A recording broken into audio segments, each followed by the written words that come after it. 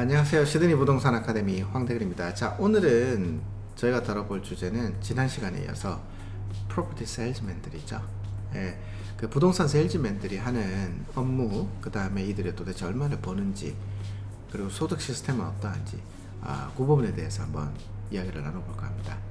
부동산 세일즈 경우에는 버는 돈이 얼마인지는 어떠한 부동산 매물을 판매하느냐에 따라서 다르게 조금 이제 구분이 되는 것 같아요. 그래서 먼저 다들 아시는 이제 그 옵더 플랜이라고 하죠. 그 분양 아파트 혹은 이제 하우스 랜드 패키지, 이렇게 뭔가 지어지지 않은 상태의 부동산을 판매하시는 분, 그 다음에 하나는 다 지어져 있는 거죠.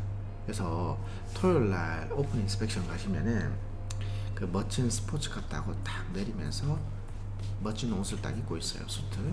그리고 한 손에는 이제 오픈 인스펙션 사인보드를 들고 있고, 다른 한 손에는 판매 브로셔를 들고 있는 에이전트입니다.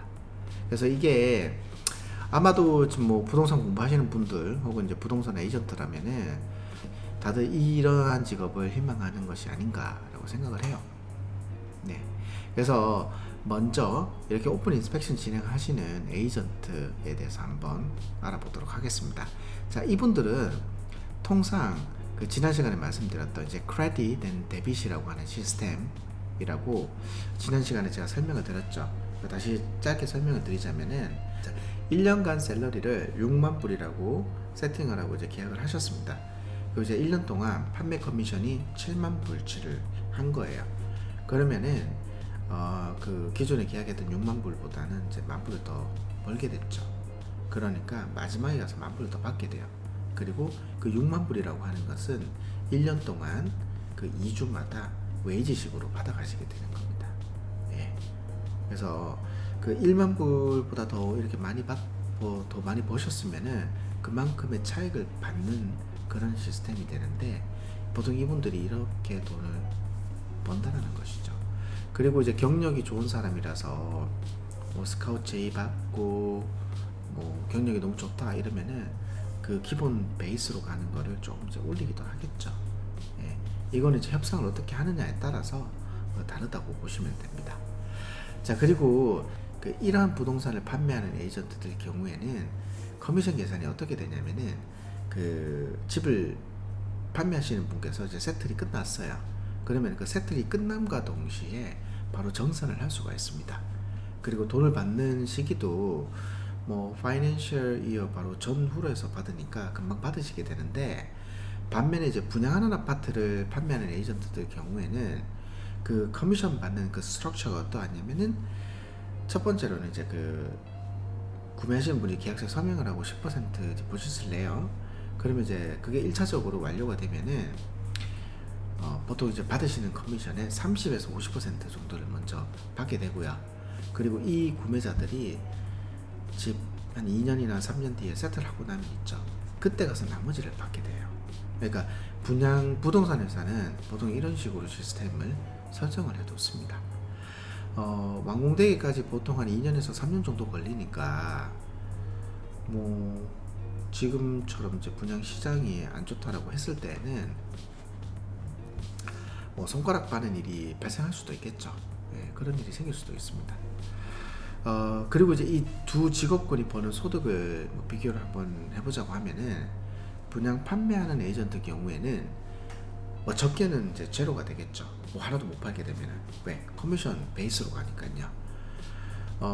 그리고 좀 많게는 한 7만에서 10만까지는 1년에 뭐 버는 것 같아요.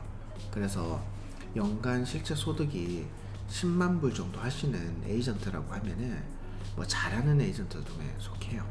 상위 뭐 한 30%에 뭐 들어가는 분들이고, 그리고 그 이상에서 한 20만 불까지 이상 뭐 소득 신고하시는 분이라면은 뭐 진짜 잘하는 사람인데 뭐 거의 상위 한 10%라고 보시면 돼요.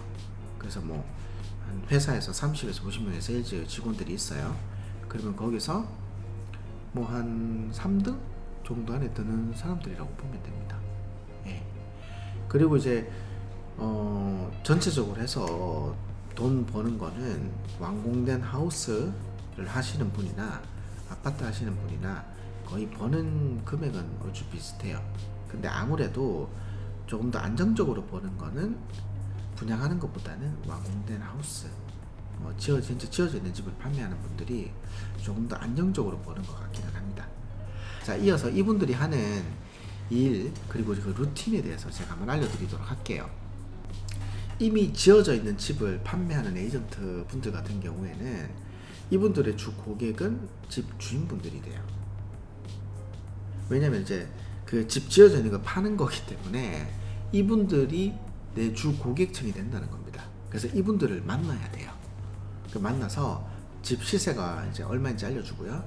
그리고 좋은 가격을 받기 위해서 이제 해야 되는 일에 대해서 알려주는데, 설령 이제 예를 들자면은 가구 배치하는 방법, 그리고 이제 집 컨디션을 어떻게 유지를 해야 되는지, 이제 그런 것들을 조언을 해드리고, 그리고 어떻게 하면은 사람을 많이 모아서 경쟁 붙여서 좋은 가격에 판매하는지에 대해서 그런 것들도 알고 있어야 되기 때문에 그런 거를 집주인들에게 설명을 또 해줍니다. 그리고 이제 가장 중요한 게 집주인들을 찾아야겠죠. 그렇기 때문에 그 동네를 돌면서 심지어는 이제 날마다 현관문을 두드려요. 그리고 인사도 하고 대화도 하고 그런 식으로 사람들과 친해진다는 겁니다. 그리고 이제 동네 사람들하고도 많이 사귀어둬야 되기 때문에 각종 이제 소셜 활동들도 많이 해요. 네. 그리고 이분들이 대박이 터지는 경우에 대해서 제가 알려드리면은, 예를 들어서 1번 스트릿에 집을 판매를 했어요. 완성을 시켰는데 이 가격이 그 스트릿에서는 이제 레코드를 찍어버린 겁니다. 자, 그러면은 레코드 찍은 가격을 보고 전화를 주시는 분들도 있고요. 그리고 이 스트릿 자체에서 레코드가 됐으니까 이 스트릿에서 사시는 분들 중에서 집 판매를 원하는 분들 연락이 다 오겠죠. 그래서 그런 경우를 많이 봤어요. 첫 번째 집 팔리고 나니까 막 그 옆에 집 같은 에이전트가 막 계속 팔고 있더라고요. 그런 케이스가 있습니다. 자, 그리고 부동산 판매하는 에이전트들에 대해서 제가 알려드리자면은, 이분들 같은 경우에는 존재하지 않는 뭔가를 판매하시는 분들이에요. 그러니까 도면만 보고 판매를 하기 때문에 그 아파트에 대해서 무진장 공부를 해야 돼요. 그 아파트뿐만 아니라 그 동네 분석까지 다 해야 되죠. 네. 그리고 이분들 같은 경우에는 집주인을 찾아다니는 게 아니라 팔 물건들이 있기 때문에 집을 살 사람들을 찾아야 돼요. 그리고 집 살 사람들은 지인이 될 수도 있고, 그리고 소개를 받아가지고 하는 경우들도 있겠죠. 그리고 쇼핑센터 같은 데 가가지고 이렇게 서서 이제 광고하는 분들도 있어요. 이런 일을 하시는 분들은 정말 공감하실 텐데, 이게 어떻게 이제 그 집 살 사람을 찾느냐, 이렇게 마케팅이 되게 중요한데, 집을 살려고 하는 사람들로부터 전화를 받아야겠죠. 그렇기 때문에 마케팅 혹은 이제 광고를 잘 해야 돼요. 그러다 보니까 이제 가끔 허위 광고 올리시는 분들이 되게 많거든요.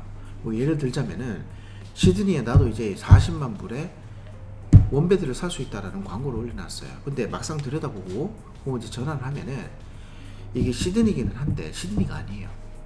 시드니 시티에서 50km 떨어져 있는 곳이에요.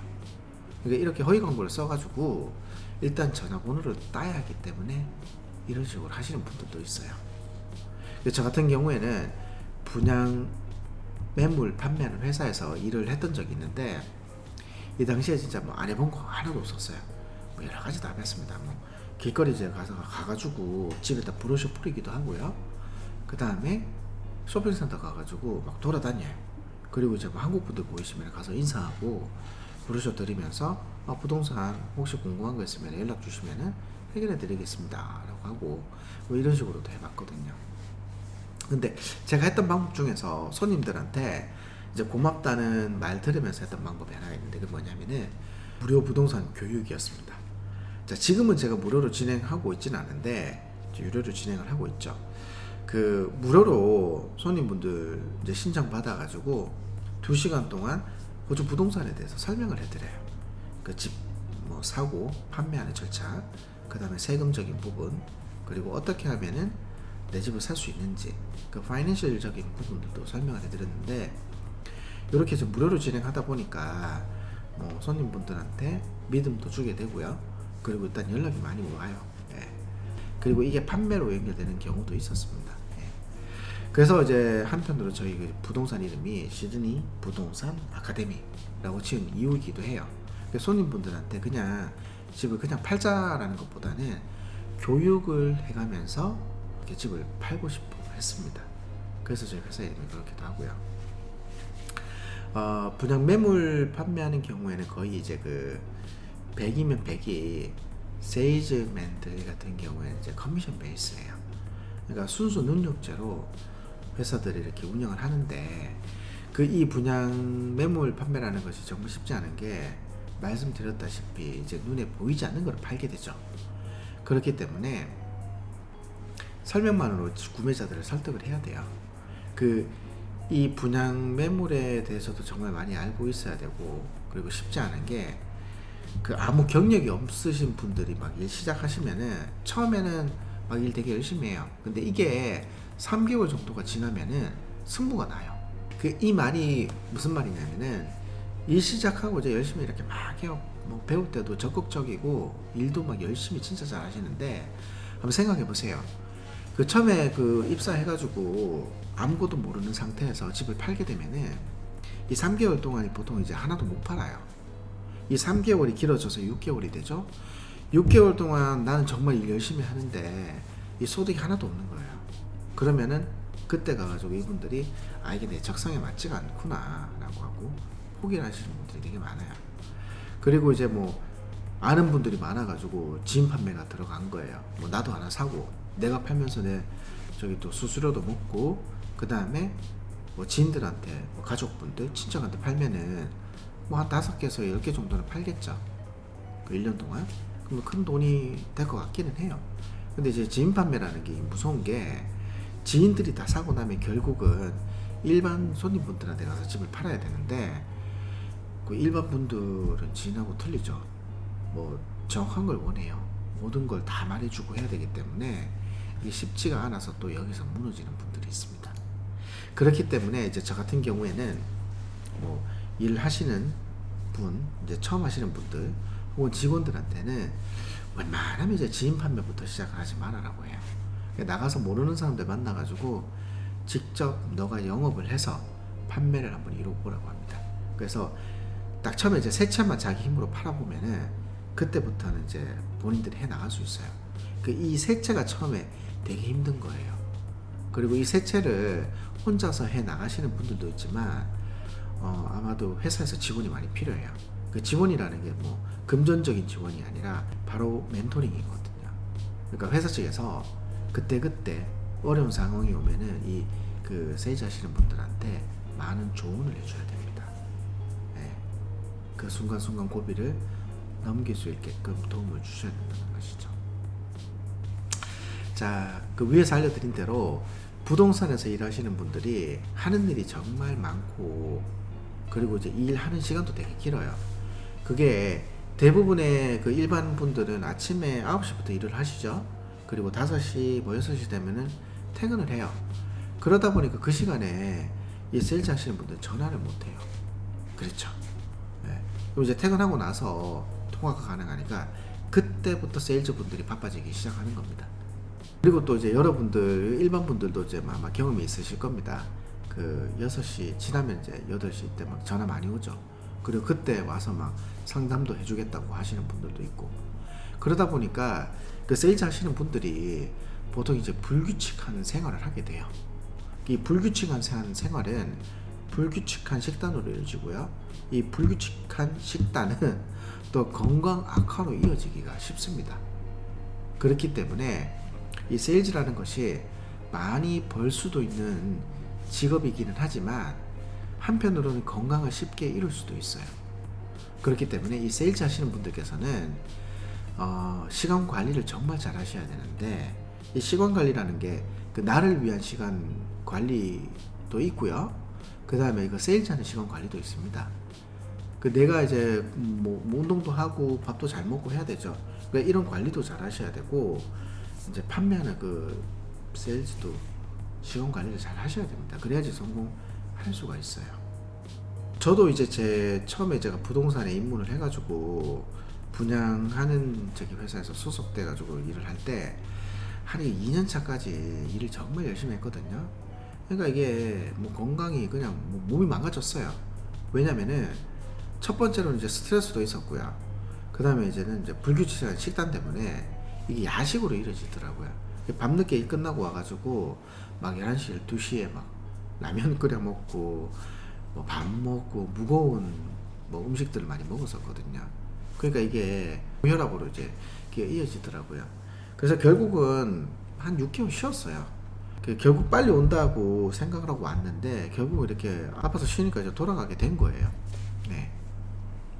그래서 쉬면서 제가 이제 몸도 추스리고 이제 다시 한번 더 생각을 하게 된 겁니다. 그 세상에 쉬운 일이라는 게 없다는 것도 뭐 다들 알고 계시는데 뭐 이 셀즈라는 것도 진짜 쉬운 일은 아닌 것 같고요. 그리고 이제 뭐 많이 버는 만큼 당연히 일도 많이 하겠죠. 그렇기 때문에 제가 한편으로 느낀 게 뭐냐면은 많이 벌면은 내가 일을 많이 하는 거기 때문에 근데 수명도 이렇게 줄어드는 것 같더라고요. 그래서 이 부동산 쪽에서 일을 하시기를 원하시는 분이라면은 단기적으로 많이 뭐 벌자라고 보고 일을 하지 마시고요. 장기적으로 적당히 이렇게 벌면서 오래 갈 수 있는 마음가짐으로 일하실 것을 제 개인적으로 정말 적극적으로 추천을 해드립니다. 9시부터 5시까지 이렇게 일을 하는 직업군이 아니고 밤낮 없이 일하는 세일즈의 삶이 될 수 있기 때문에 가족들 또한 잘 보살피셔야 돼요.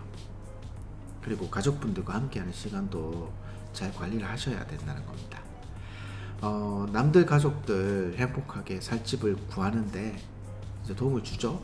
근데 정작 내 가족을 못 보살핀다라고 한다면은 그게 뭐가 중요하겠습니까? 다 필요가 없겠죠. 네. 그리고 이 부동산에서 일하는 거 좋은 점 중에 하나가 이 정년퇴직이 없어요.